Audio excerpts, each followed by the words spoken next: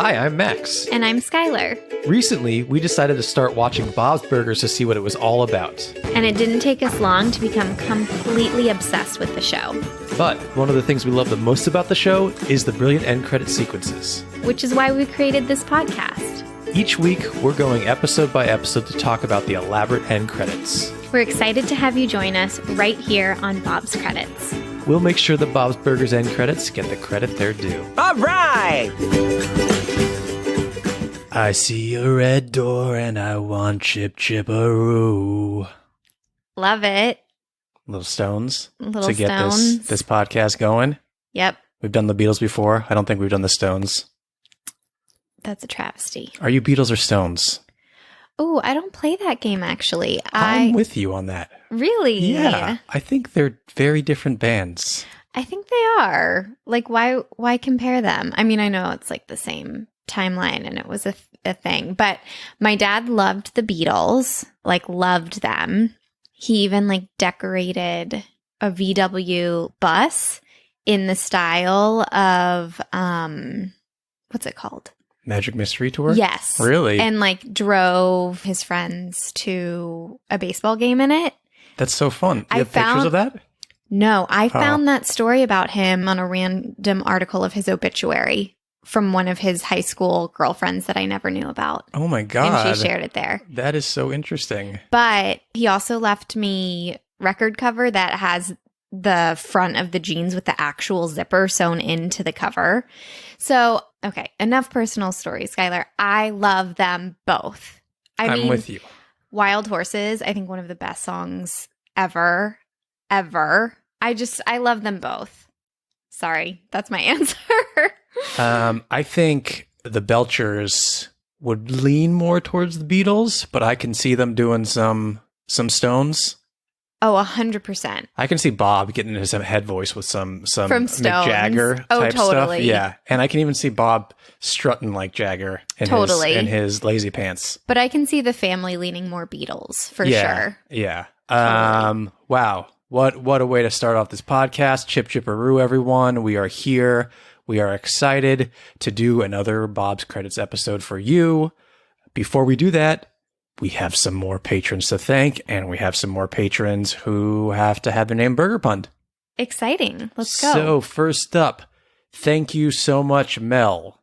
Mel, moving forward, you will be known as the melted cheese of your choice burger.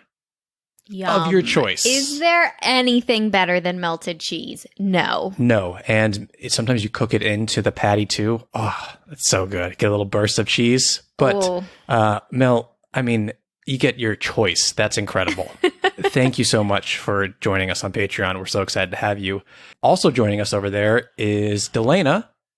And moving forward, Delana will be known as the Enchilada Delana burger. Oh, that is good. I didn't know what Enchilada burger? You told me. You were like, oh, we got a new patron. Their name's Delana. And I was like, oh, what is that pun going to be? Very well done. It was kind delicious. I like Enchilada Lena. It's so good. And very Bob. So thank you, Mel and Delana. We're so excited to have you on Patreon with us. We already see you in the Discord, joining everyone in the discussions. So glad you're having fun in there. If you'd like to have your name burger punned on the show, you got to subscribe on Patreon to all of our bonus stuff. We've got so much stuff going on over there. It's only $5 a month. That's our current tier. Patreon.com/Bob's Credits. And you can go sign up there. So much good stuff there for everyone, including our thoughts on the movie, which a lot of people are asking us about. We posted an episode already up there.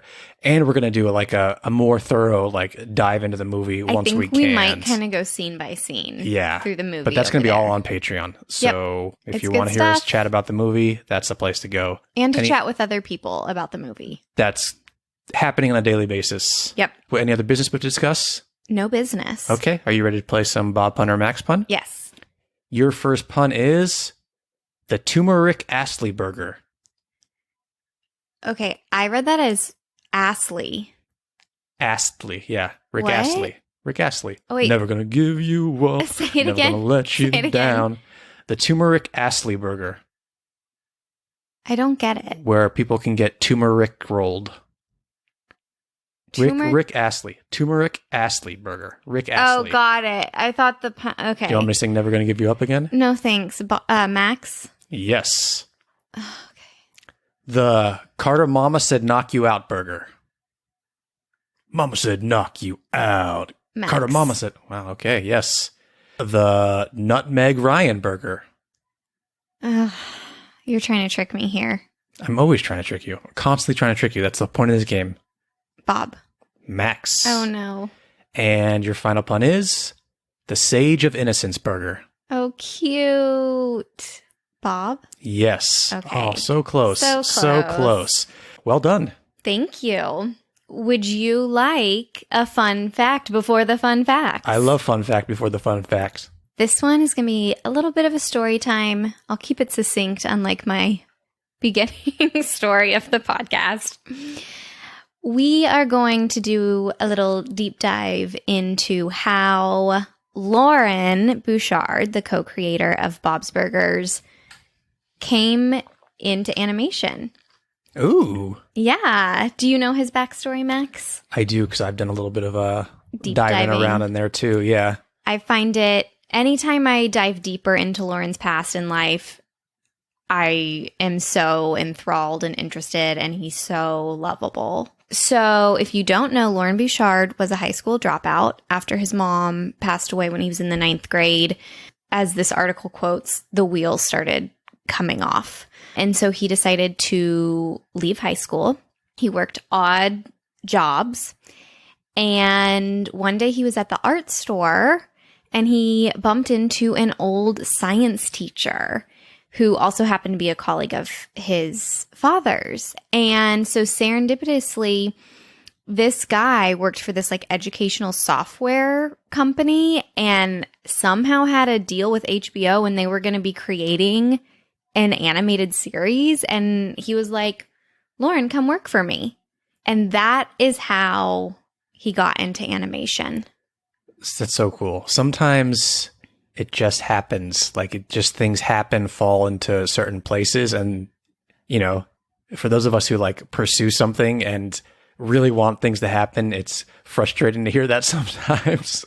But I think the stuff that's kind of like supposed to happen to you happens to you sometimes. I was going to say, I love stories like that because especially American culture, in Instagram culture now, it's like hustle, hustle, hustle. And I love stories of sometimes luck and serendipity and fate do play a part. So my therapist has this great quote. I don't know who she's quoting, but if success finds me, let it be by luck. Mm-hmm. And that doesn't mean don't work hard and don't work at your craft and don't try your best. It means that if you have to sacrifice your own self to kind of hustle till you grind yourself down, is that really success? Yeah. I mean, and any really like humble, at least successful person will tell you that so much of their success, especially in entertainment, mm-hmm. is luck. And that's not the take, like you said, that's not the takeaway from the hard work that mm-hmm. goes into that and the pursuit of it.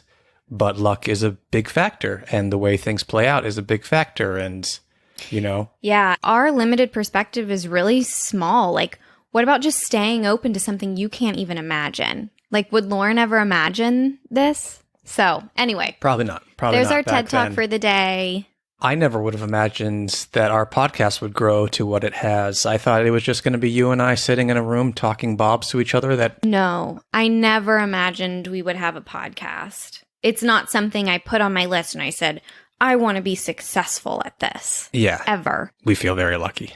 We are lucky. We're lucky to have all of you listening to us. Should we get into this episode? Let's do it. Skylar, can we have the title and synopsis for Season 6, Episode 9, please? The episode title is Sacred Couch. Louise desperately wants a new couch. Their old one is well loved. And so she sabotages its structure and off they go to the sofa queen, breaking Linda's heart. Meanwhile, Teddy promises to make sure the old couch goes to a nice family. Except it may have been taken by a band called the Couch Burners, who are definitely going to burn the couch. Which is not great timing considering the Belchers now want their beloved couch back. This episode came out on March 6, 2016. It was written by Scott Jacobson and directed by Brian Loschiavo. Hope I'm pronouncing that name right. I know I've said it before on here, but I think that's the Italian way. Loschiavo. It sounds great to me. Thank you. So I might be jumping on a fun fact for you here That's that you okay. have for us, but Sacred Couch is a play on a title from season 1, Sacred Cow, which the last episode we did, Sexy Dance Healing, was a play on a title from season 1 as well, Sexy Dance Fighting. Lots of callbacks. Yeah, they're going back to where they started, it seems like. Except we get Gyro reappearing here, but we don't get Melissa. Exactly. Yeah, well, she might be long gone, unfortunately. She might have been served at Bob's. I know. Yikes. Makes me sad. Thoughts on this episode? You seem like you have something you want to say. I did not remember this episode very well. Like, I remember looking at the title and being like, I don't remember much about this. I remember the Sofa Queen very well. Exactly. And she pops up on the internet a lot. Yeah, and I love Wanda Sykes and Wanda Sykes' voice. And by the way, Wanda Sykes on the other two on HBO Max. Oh my gosh. Oh, she's so funny. That's so funny because I was like, I love her so much. What is she in? And I was like, she was so good on Curb Your Enthusiasm, but I forgot about the other two. She is so good in it. She's so funny. Great voice. Super recognizable.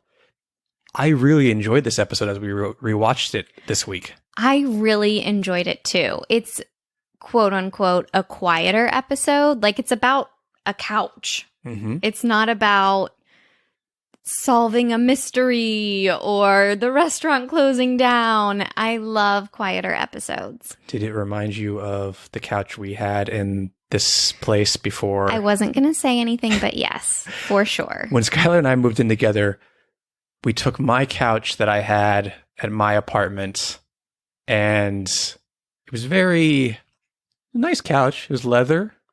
It was old, and but lived in. It lived a bachelor life for many years. Yeah. It was cumbersome and big and bulky and peeling.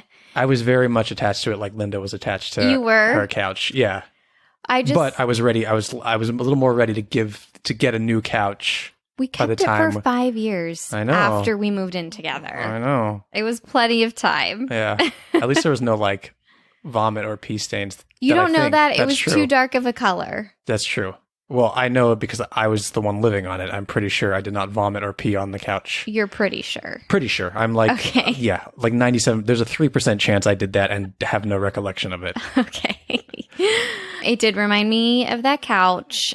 And this is my honest opinion. And it's an opinion.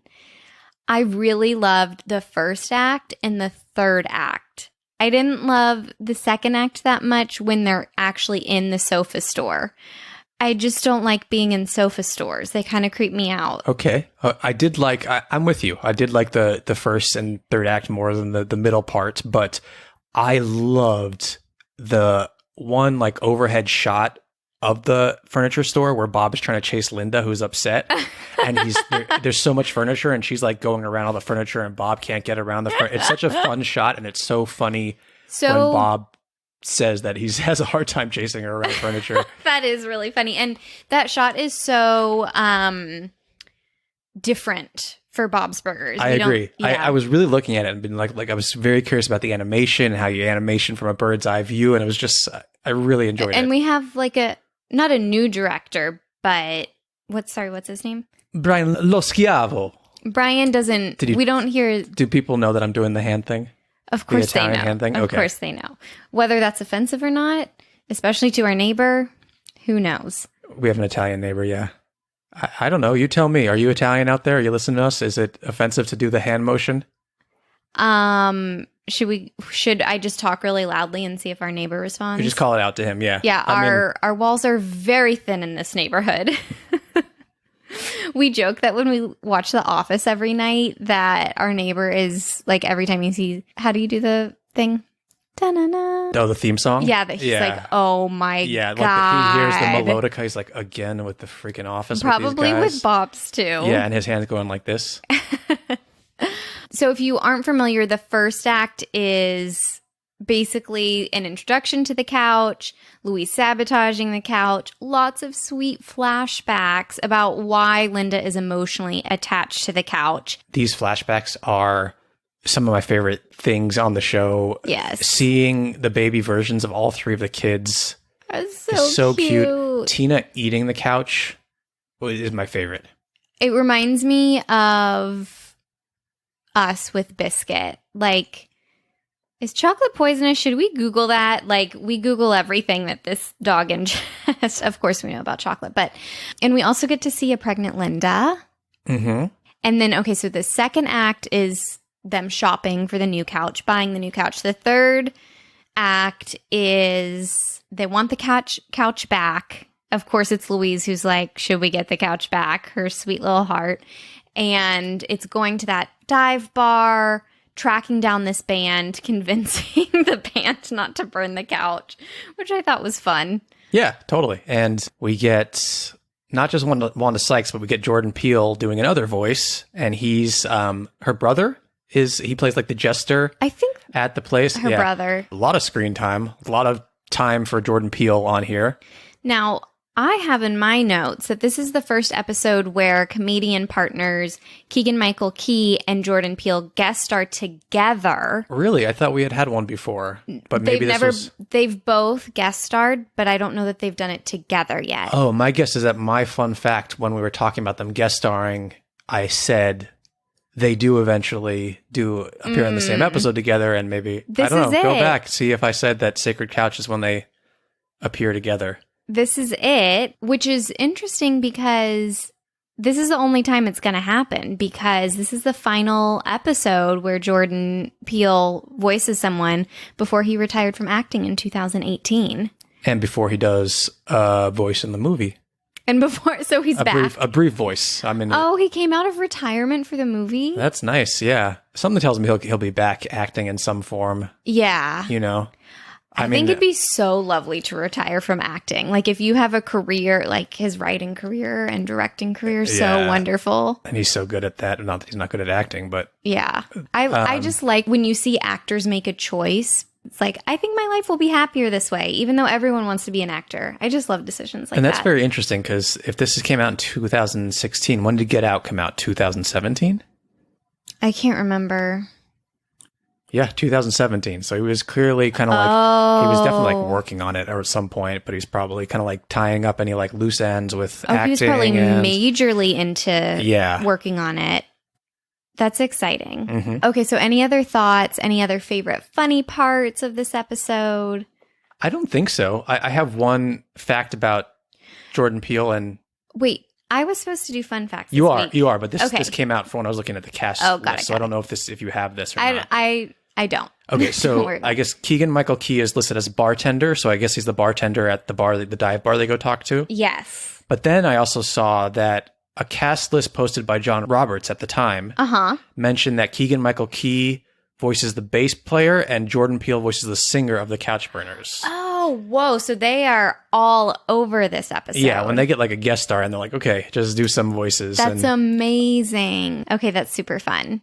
I don't know that I have anything else to say about the episode itself. Yeah, I think it has a very cathartic, warm wrap up, which I'm a sucker for.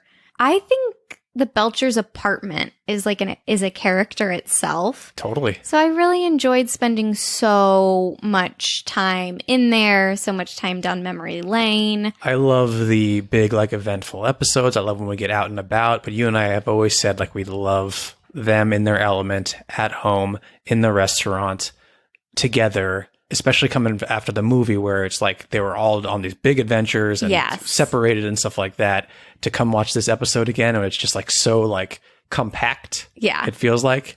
I really enjoyed it. Me too. Okay, I do have some fun facts for us. There was some confusion on the title of the episode. I'm going to guess that from my digging that this episode might, this hasn't been confirmed, have first been titled Second Couch. Lauren Bouchard, in an interview, called this episode Second Couch, and either it was a typo, either Lauren misspoke, or the title got updated. But he definitely called it Second Couch in an That's interview. Interesting. Okay. Yeah, but the official press release calls it Sacred Couch. And I have some really fun continuity facts, which, we just love. Love them. Hit me with them. After Louise sabotages the couch, Bob can be seen reading Open-Toed Living, the magazine. Do you know where that's from? Open-Toed Living. It's been on the show before? It has, yes. Was it when they were in the house, the fancy house? No, but good guess because he's reading the Boats magazine. Okay. So actually someone in our Discord just updated their profile photo to Sally. But do you remember in the Runway Club when this shy girl named Sally comes and sells magazines and they're it's a scam and they end up ordering magazines? This is one of them that they order. Love that. What a fun little detail. Then in the third act, when we go to the eardrum, which is what that dive bar is called, there are a bunch of posters. Would you like to hear the posters that are hanging on the wall? Yes. Aren't there a couple different versions of the Couch Burners when they changed their name? Honestly, there's so many shots and they're really fast. And I was trying to look at all the titles that I'm not positive about that, but here are some that there are. Tell me. So we have Bad Hair Day, which is from the iconic episode Purple Rain Union. Perfume. I Don't Do Mondays, ironically playing on a Monday, to quote the Wiki fan page. Crotch Waffle. The Urine Cakes. Disgusting. That Just Happened. The Two Pump Champs. Dotted Swiss. And this one, which sounds like something that was on the couch. Soup or Chunk. Soup or Chunk. Disgusting. Max is looking up the Couch Burners. Yeah, I know there was. Okay. So they were formerly known as the Melon Smashers. Okay. And the Vase Breakers. Melon Smash, that's like Gallagher. What's the comedian. Gallagher? He's the old comedian with the mustache who used to smash watermelons. No, I don't. But now I do. There you go. Look up Gallagher. What a waste of food. Okay, so I have another little continuity thing for you. I want to get a screenshot for this to put on Instagram, so it should be there now.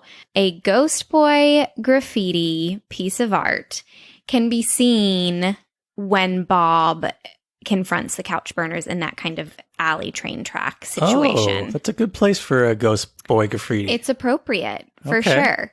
And last but not least, I love this little fact. Toward the end of the episode, someone asked, I think it's Linda asked, if anyone knows a good upholsterer. Mm-hmm.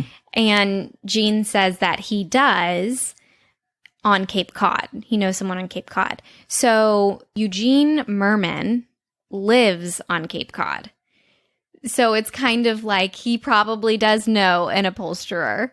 So you think it was improvised? I don't know if it was improvised or not, or just a wink at Eugene's life. But I think it's delightful. Me too, and I really do hope he knows an upholsterer in Cape Cod. Did you know that he lives in Massachusetts? I did not. Isn't that lovely? Yeah. I also learned that he's Russian. Oh, okay. Did you know that? I did not. These are fun facts before the fun facts. They're fun facts after the fun facts. We got fun facts all over the place in this podcast. And we should do fun facts during the fun facts. Let's do it. Anything else about this episode? That's it. Should we get into the end credits? Let's do it. So the last moment is they're all sitting on their reclaimed, destroyed, dirty couch in an abandoned railroad track alley. Mm-hmm. A lot of questions in this episode, by the way, about how the couch gets to certain places and how things get transported. But I wanted to talk about that. The worst part of anything couch related is moving it. Buying a couch, getting rid of it. Oh boy, I'm glad they just skipped over it because it's too much. It's too much for my little heart. A part of me wonders if there's any funny stuff that got cut out of trying to move it with Teddy and stuff it could have been funny. How could it not be there? Teddy just going, pivot, pivot. Okay. Let's listen to the last moment, and then we'll get into the end credits. Got the couch back, Mom. We did it. Yep. Who knows a good upholsterer? Anyone? I do know a good upholsterer. He's on Cape Cod. Quick fort while we're waiting for new couch to burn? Sure. Dibs on the spot that smells like guacamole. If you love something, Set it on fire. I'm already jamming. Tell me what happens at the end of that episode as we go into the end credits. We should just talk about the line that I forget which character says it, but they say, if you love something, light it on fire, when Bob is giving his speech about the couch. So we immediately see our classic end credit sequences. Tina and Louise are there. Bob is there, but they are rocking out. Yeah, they're prepping burgers, but this time they are acknowledging the music they're hearing, and they're all kind of like jumping up and down on their toes, kind of like calf raises. I was going to say the same thing. I'm like, Louise's calves must be burning. Yeah. And we hear what I assume to be the Couch Burners song singing, if you love something, set it on fire. Yes. And Tina's hair, the way it like moves when she dances is so awkward and fabulous. It's really great. Keep an eye out on it. Like a couch. For your shoes. Whoa, whoa, whoa, whoa, whoa! You love something, set it on fire. You're right. Tina's like, she's doing like a kind of like a head bob. And a down and a down. It's kind of like the Night of the Roxbury guys from Saturday Night Live. That kind of movement, if you know what I'm talking about. So yeah, she does have like an awkward sway. But the hair's glorious, right? What do we see? So, and they're all kind of like, Bob's flipping his burgers to the music. They're doing all sorts of stuff. What do we see in the service window first? We see a jester, the sofa queen's brother. Yeah, Jordan Peele's character. Jingle on by through the window. Yeah. And then we see Linda dancing, and she's just doing like punch and punch and punch and punch. Yeah, kind of like, fist punching dance. Which Very I feel Linda like move. I do that sometimes. As she's going to get this burger, sometimes she just walks over and does not dance to the music. Everyone seems to be... They are in it. They are listening to it. I think it's safe to assume that we went back to the restaurant. We got the couch back. We turned on some couch burners to celebrate. Maybe they give us their CD for taking...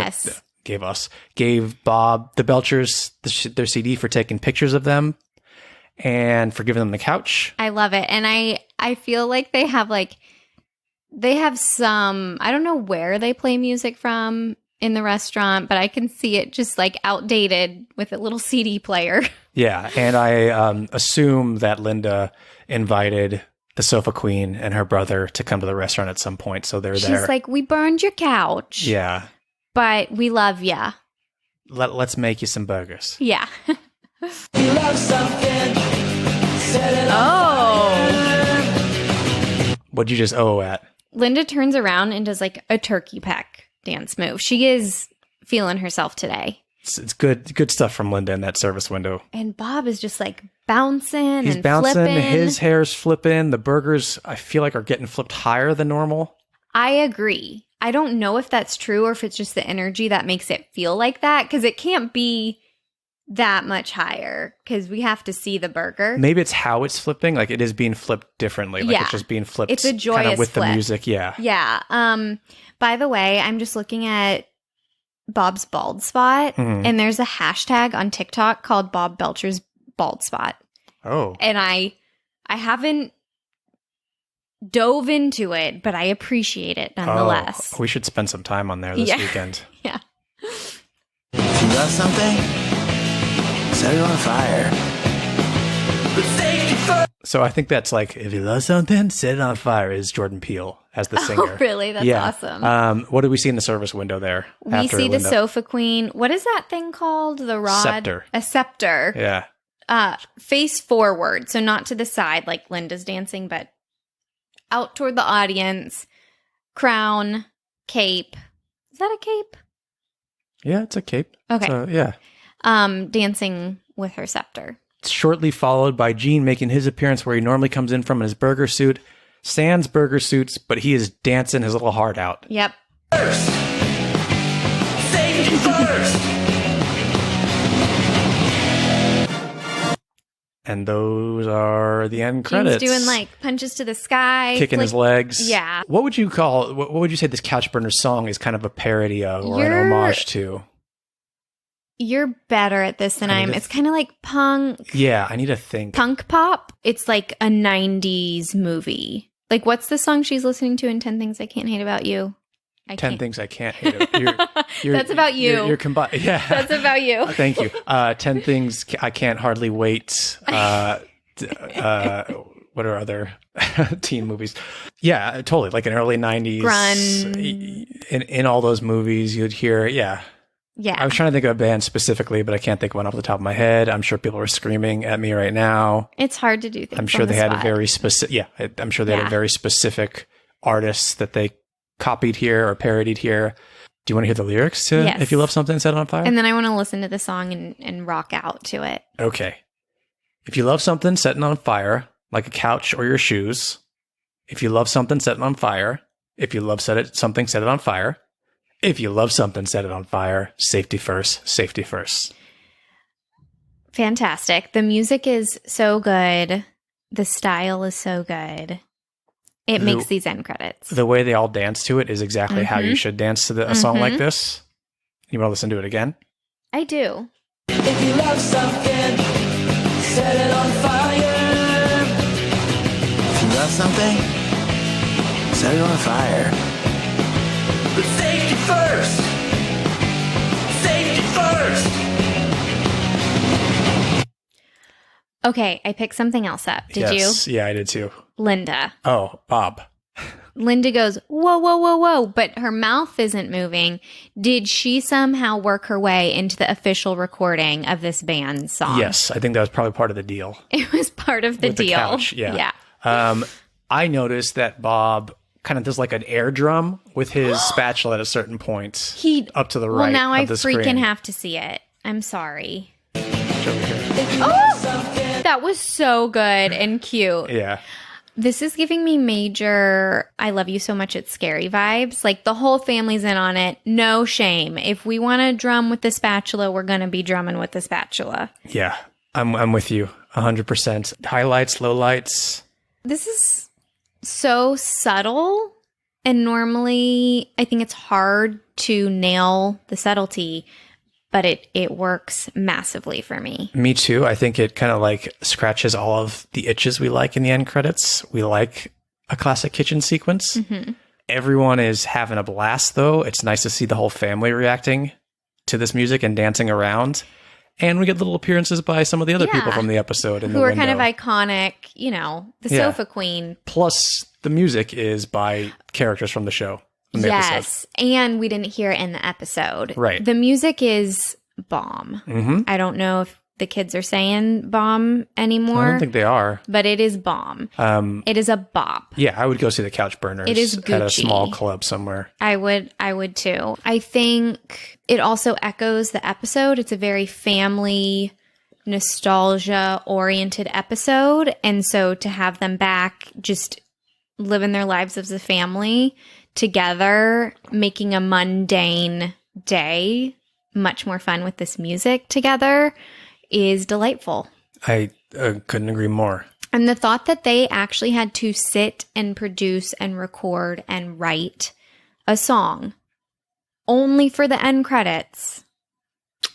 I love Chef's when they do kiss. that. I really do. I guess it could have been in the episode and could have gotten cut, but we don't know that, you know? And the fact that they get like their voice actors, their guest voice actors, like, hey, you want to record a song?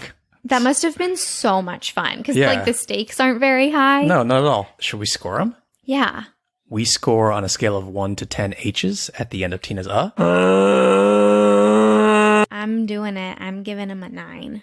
A 9. Yeah. I'm going a lot based on how they make me feel, and I feel very happy right now. I do too, and I'm going to go a little bit higher. I'm just going to go a 9.25. Ooh, I'll meet you there. Okay, 9.25 for the end credits to The music is so good. Sacred Couch. I agree. I'm going to be singing it at least the rest of the day. Yes. I'm going to go over into our Discord right now and post the video so everyone else gets it stuck in their heads. I love it. Oh, this is a perfect Friday song. We're recording on a Friday. Yeah. If you love something. Set it on fire. You want to hear me and Skylar sing it? No. Thank you, everyone, for listening. As always, go follow us on Instagram, on TikTok, on Twitter, at Bob's Credits, all across the board. Follow me personally on Instagram and Twitter. He's funny. At Oh Hello, It's Max. Skylar. Not even really posting that much anymore. Okay, she's yawning. You can follow me though. Yeah, at No Crying and Cooking. And what were you going to say? I was just going to say, stay punk rocky. Love it. There's something. Set it on fire. Totally underrated bop.